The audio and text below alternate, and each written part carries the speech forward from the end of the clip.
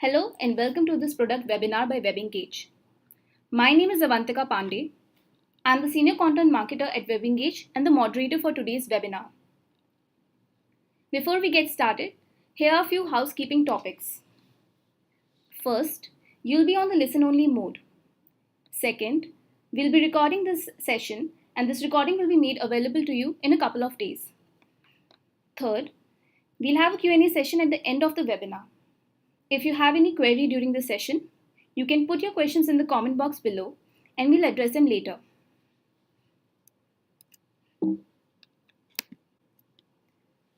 Now, for those who don't know, WebEngage is a marketing cloud that helps businesses engage and retain their existing users. More than 44,000 online businesses trust us with their end-to-end communication automation across customer lifecycle. If you want to know more about us, you can visit www.webengage.com. Now, without any further delay, let's start today's webinar. Like half of the world, I used to think that nothing can beat Beyonce. But that was before the General Data Protection Regulation, aka GDPR, came into existence. So far, it is indeed the most talked about topic of 2018. I'm sure you all have been researching and reading a great deal about this new regulation, and in fact, we were getting a lot of queries on from our clients on how WebEngage has dealt with GDPR. To enlighten you about WebEngage GDPR compliance and answer all your questions, we have with us Pankaj Gautam from the product team and Madhav Rangrass from the legal team. Hello everyone, I am Pankaj joining you. Hi, I'm Madhav. So without any further ado, I'll pass it over to them. Hi everyone, this is Madhav here. In the first part of today's session, I will be covering two topics. One would be a basic primer on the GDPR, its requirements and the kinds of obligations it imposes on parties. And the second portion would be on how we as WebEngage come under the GDPR and what our obligations under it could be. So to start off, the General Data Protection Regulation, as I'm sure most of you are aware of by now, is the EU's latest data protection and privacy legislation. It replaces all existing regulations and legislations in the EU on this topic and aims to be the most robust and complete legislation on data protection and data privacy around the world. In fact, a lot of countries have spoken out about how they too plan to model their data privacy and data protection regulations on the GDPR. In essence, the idea and the purpose behind the GDPR is to ensure that the personal information or PII of all individuals or entities in the EU remains protected at all points in time. In order to achieve this goal, the GDPR has put in extensive mechanisms and processes that need to be followed by parties to ensure that this privacy and security is maintained. And perhaps the one part of the GDPR that has caught the attention of everyone around the world is the fact that it's applicable outside the EU as well. I'll get into more detail on this aspect in just a bit.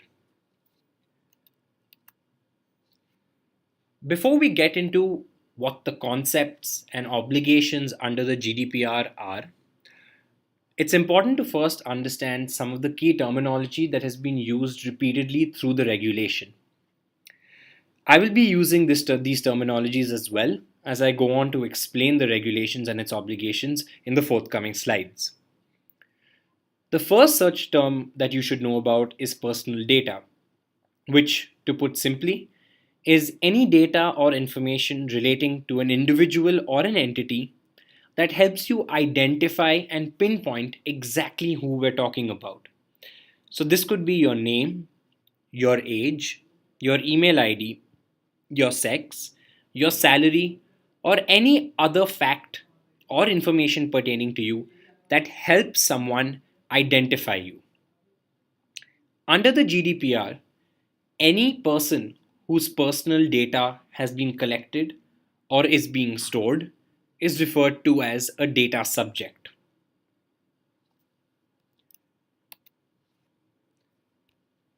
Under the GDPR, there are two important categories of entities who are obligated to follow the conditions stipulated under the regulation. The first one is a controller or a data controller. To put it simply, a data controller is any person or entity who is responsible for determining and deciding what information needs to be collected, who it has to be collected from, and how that information is going to be used. To put it in context of how businesses function, a data controller is typically the B2C entity which decides or which offers certain services to the end customers and hence decides what data is required from the end customers and how that data is to be used in order to ensure that those services are provided. The other important entity under the GDPR is the data processor, who, to put it simply, carries out processing activities under the GDPR. Now, the data processor is the third layer of entity in the entire relationship with the customers. So you'll have the end user, you'll have the data controller communicating directly with the end user, and then you'll have the data processor at the back end who is enabling the data controller to perform certain functions. These functions, as you can see in the definition, range from assisting in collecting the personal data, in recording or storing it in a particular manner, in organizing it, in using, analyzing, or performing any other function on this data. So essentially, the data processor here would be the person who allows or enables the data controller to actually provide components of its end service to the end user.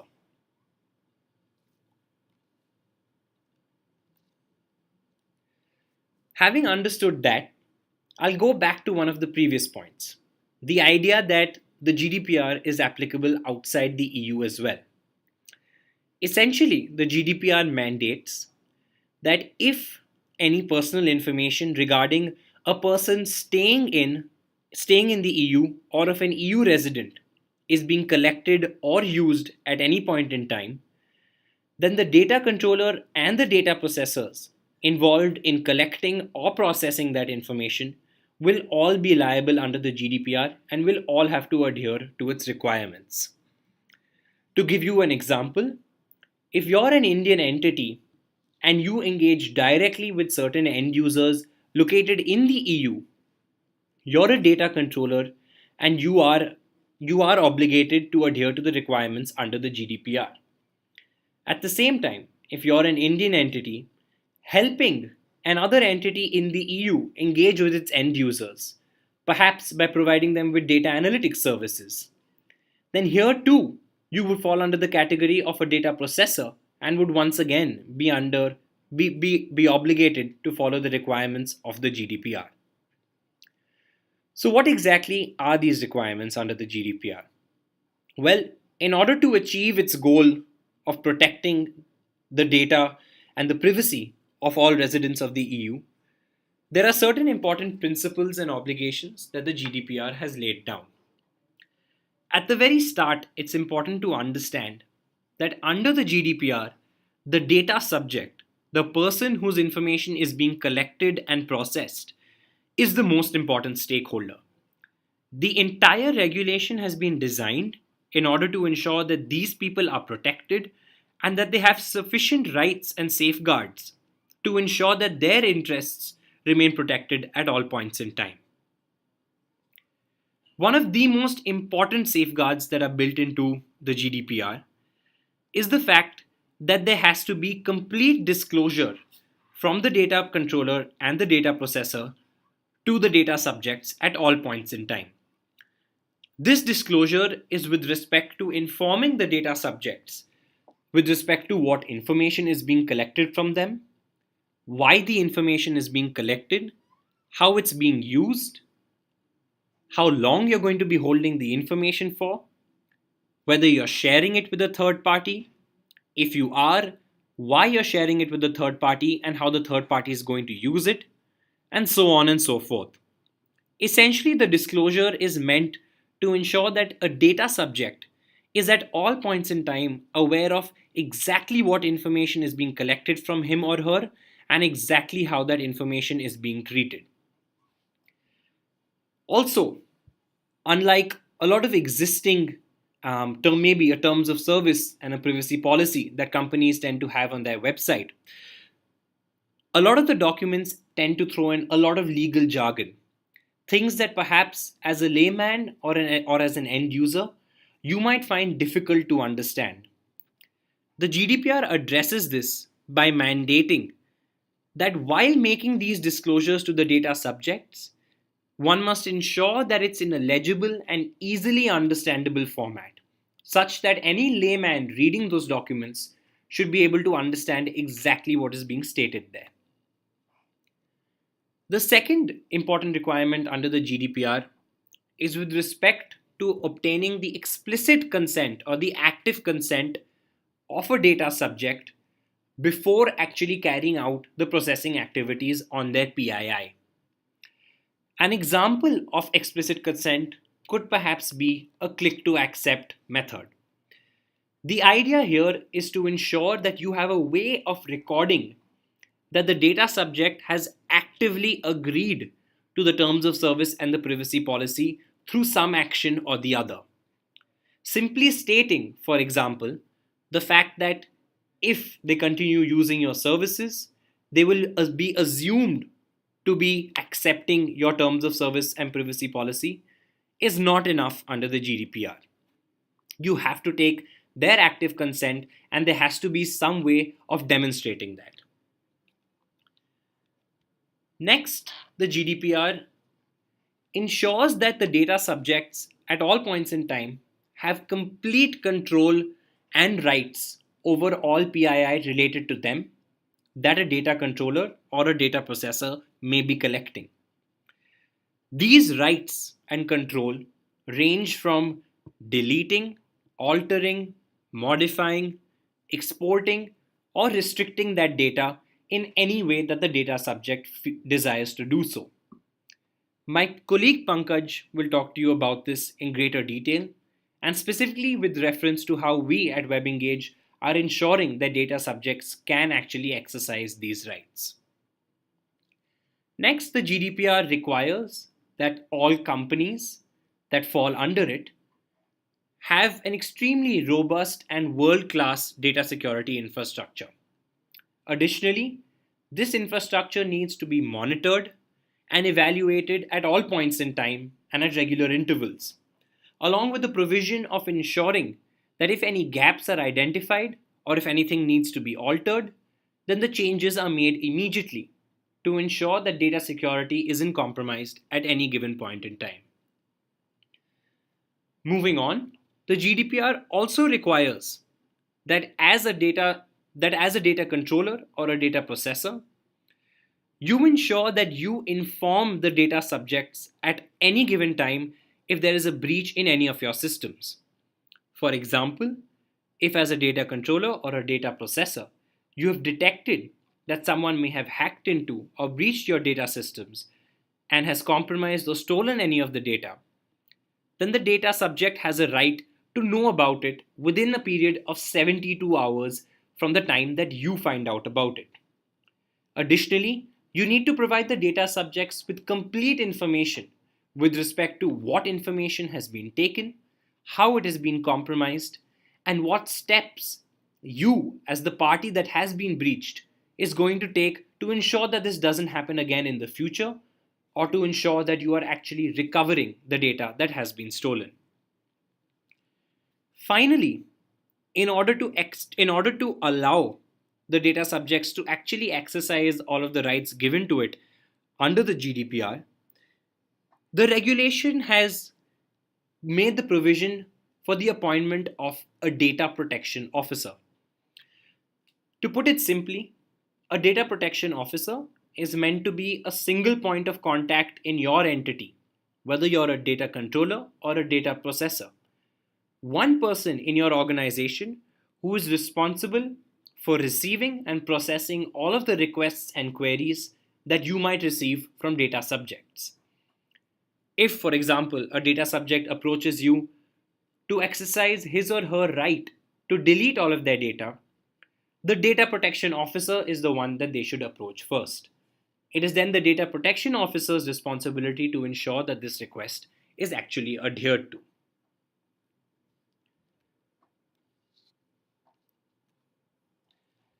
Let's now understand how we at WebEngage actually fall under the GDPR.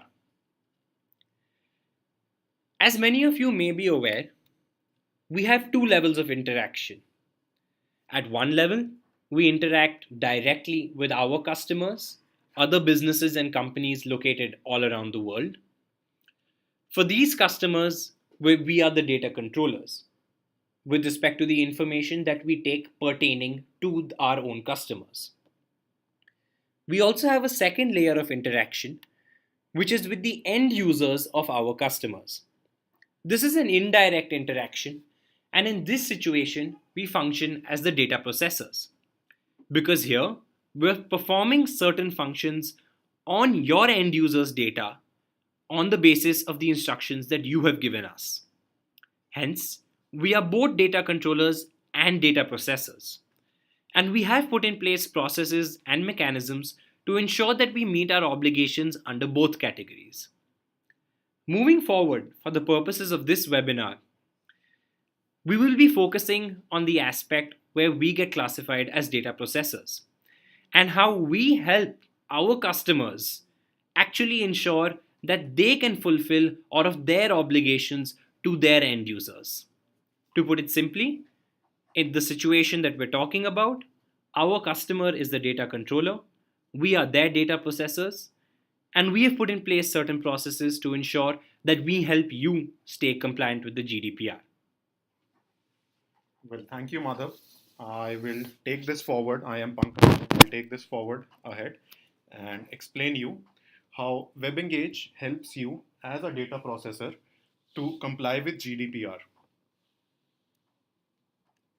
So, as a processor of your data, you can receive your users can request you to comply with certain rights that they have under GDPR. These users will be EU residents, and they can request you to, for example, access the data that you have on your system.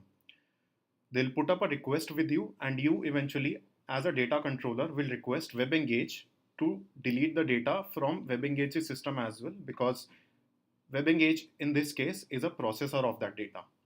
So in this context, the end users, your users, have certain rights. I'll go through those rights and I'll explain how WebEngage helps you comply with all of those rights, having the right set of tools and features to help you achieve those.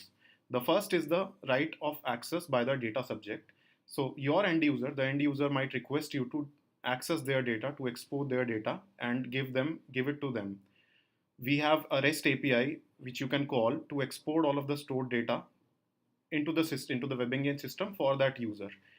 It'll take the user ID as the unique ID, and you can export all of their user attributes as well as the events that they had performed in the past. And then you can sort of pass on that data to the user henceforth. Next is the right to rectification. The user, again, your user might request you to modify their data. Now there can be multiple reasons for this.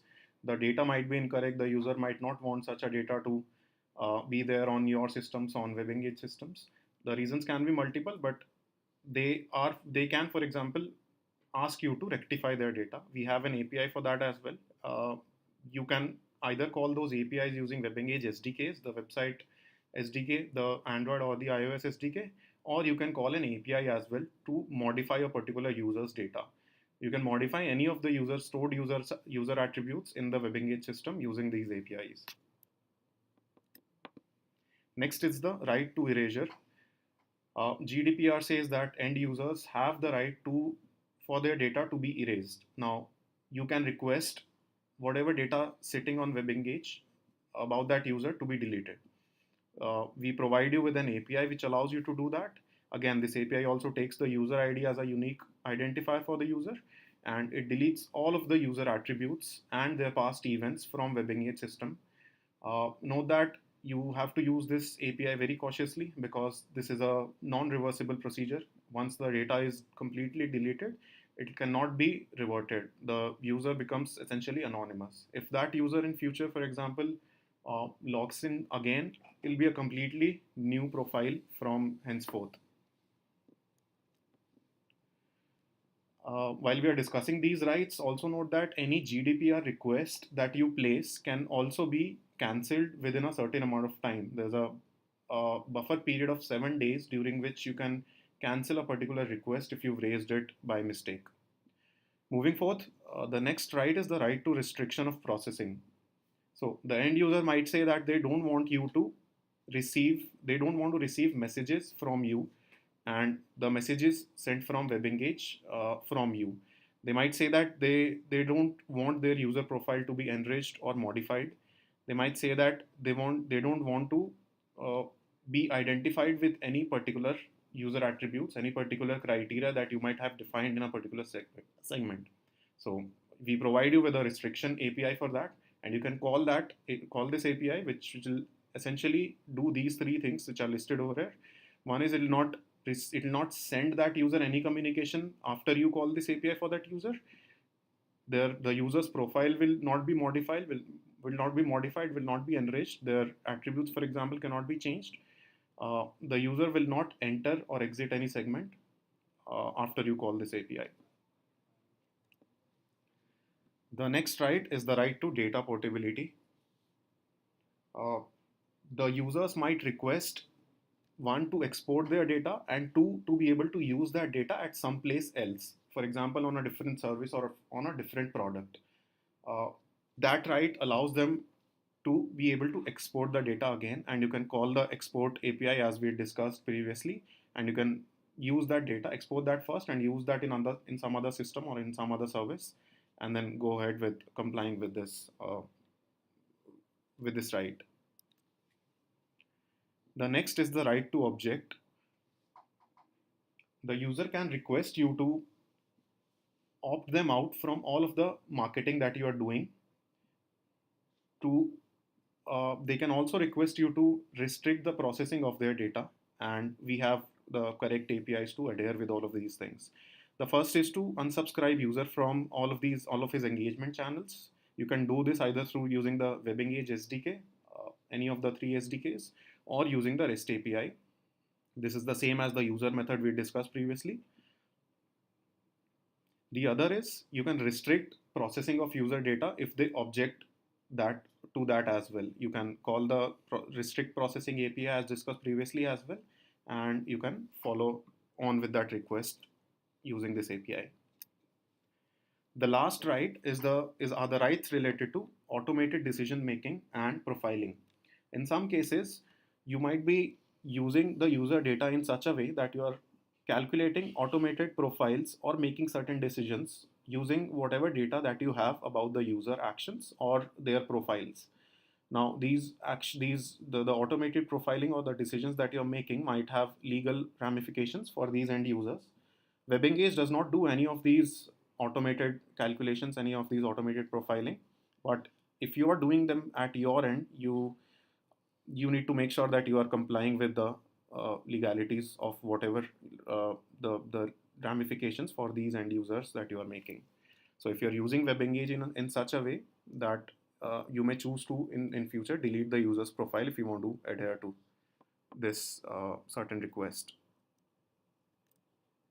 We've also written about this in detail, and you can follow up on the blog that we've linked over here in future. Now I'll ask Avantika to take over for the fireside chat. All right, thank you so much, Pankaj. Let's start the fireside chat now. Ajay Garg asked, is GDPR for individuals or business entities? All right, Ajay, this is Madhav here. With respect to data subjects, they are individuals only, not business entities. But the obligations under the GDPR would obviously apply to entities and individuals depending on who it is who is collecting the data subject's information.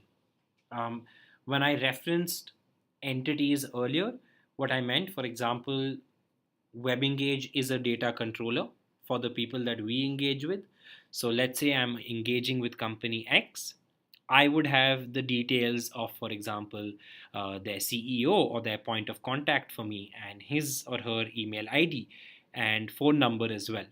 So if these people are located in the EU, then I become a data controller in that situation. That's what I meant, and I hope that clarifies your question. Uh, Claire Hamill wants to know, do you have video tutorials showing how to restrict or modify export of user data for future reference? Hi Claire, this is Pankaj here. I'll take this question up. We have written the usage of all of these APIs, all of the tools that we described in detail on our documentation, the technical documentation. We'll share this deck with you, and all of the respective slides have hyperlinks to the sections of the respective APIs. So you can refer to those the usage details and carry on using those details. All right. Divyansh Saxena wants to know, I have planned to add checkbox option stating for acceptance of detail. Is it sufficient? All right, Divyansh. So, what I do understand from your question is that you're essentially before as a user, I have to tick a box saying that I agree to your terms of service and privacy policy. If that's what you mean, then that is certainly enough because that is active or explicit consent from the user.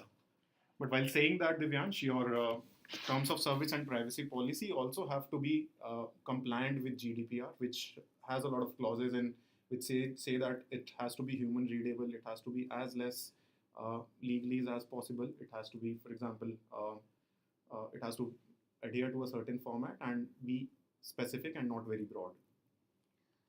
There's a question from Divya Sahu. In case the subject complains about some data mishandling and legally we are unable to defend ourselves under GDPR, then there's a big penalty. Does Indian companies are also bound to pay that penalty because we come under the Indian jurisdiction and there is no such law? So how does this legal stuff happens? Madhav? All right, Divya, that's actually a great question. A lot of people have been asking this recently.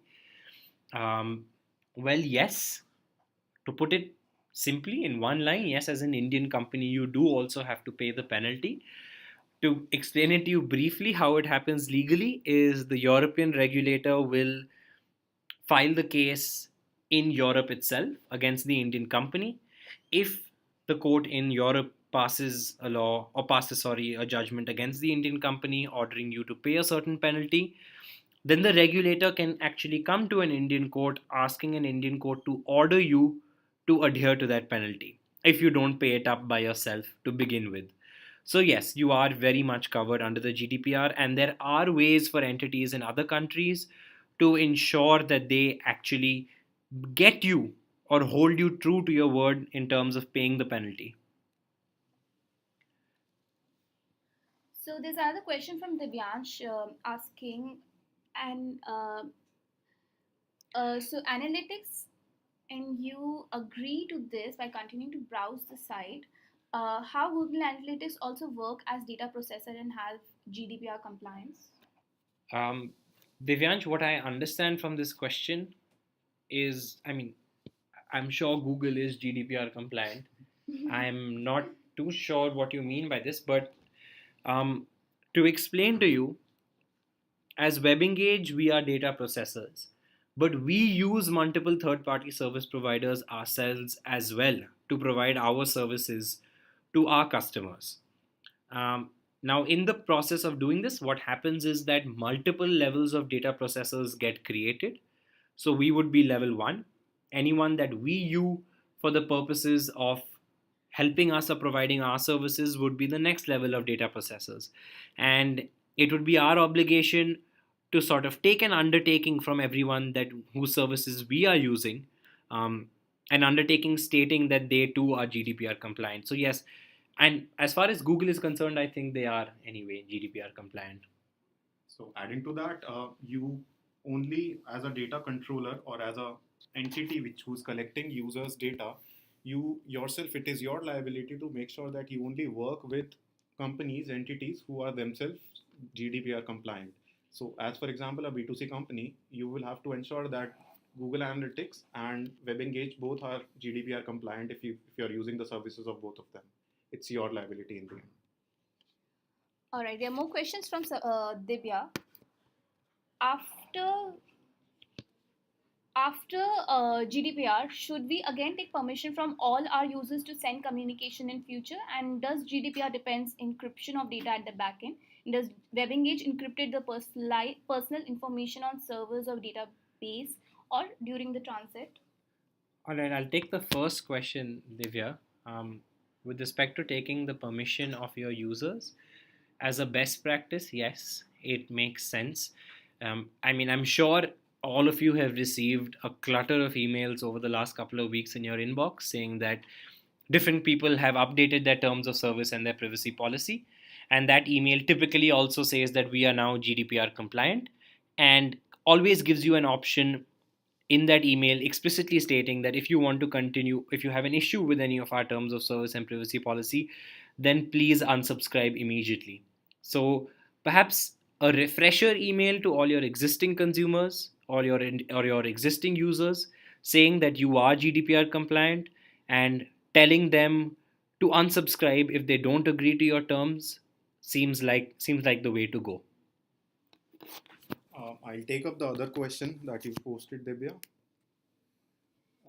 To answer it, yes, we securely transfer and store all of the data which is transferred from the EU to outside that geographical area, and all of the data which is processed, it is always encrypted and securely stored. Whatever data we use, for example, in our on our staging environments locally, is also pseudonymized. There's no personally identifiable information that gets visible to any of the users who are using these staging or local environments.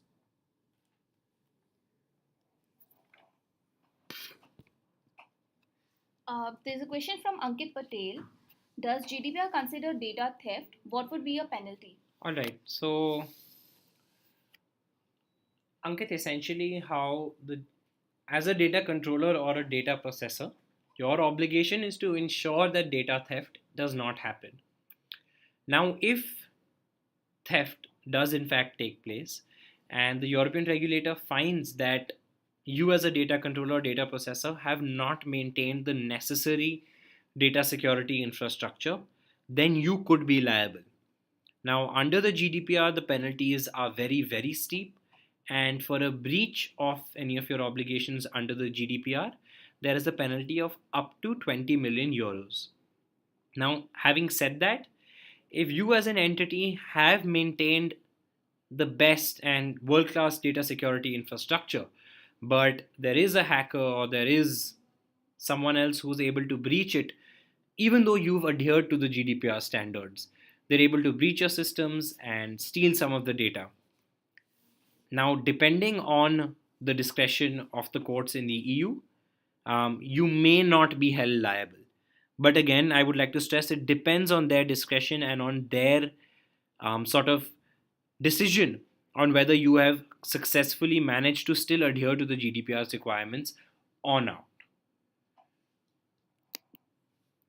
You are also supposed to be transparent to all of your users in case there's a data breach. Yeah, that's also one of the clauses. Unfortunately, we are running out of time, so we won't be answering all the questions. But Pankaj and Madhav will reply to all the unanswered questions personally by email in a couple of days. Thank you so much for joining us and have a good day.